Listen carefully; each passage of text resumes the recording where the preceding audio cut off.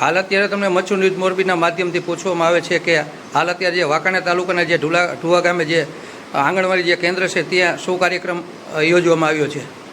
અત્યારે પોષણ વાનગી 2026 અંતર્ગત પોષણ વાનગી સ્પર્ધાનું આયોજન થયું છે.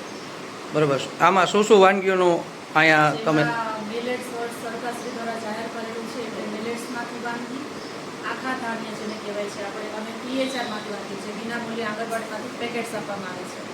અને આનો લાભ આપણે સગર્ભા, ધાત્રી, કિશોરીને મળે છે, જે વધારે ઉપયોગ કરે એના માટે અમને વાનગી વિવિધ બનાવીને દેખાડવામાં આવે છે. એટલે આપણે લાભાર્થી કિશોરી છે, સગર્ભા બહેનો હાજર છે, તેઓ અહીંયા જોશે કે તેઓ કઈ વાનગી બનાવી શકે છે. હાલ અત્યારે તમને મચ્છુ ન્યૂઝ મોરબીના માધ્યમથી તમને લાઈવ દ્રશ્યો બતાવી રહ્યો છે જે વાનગીના. હાલ અત્યારે જે ઢુવા ગામે જે આંગણવાડી કેન્દ્ર છે ત્યાં આ એક આયોજન કરવામાં આવ્યું હતું.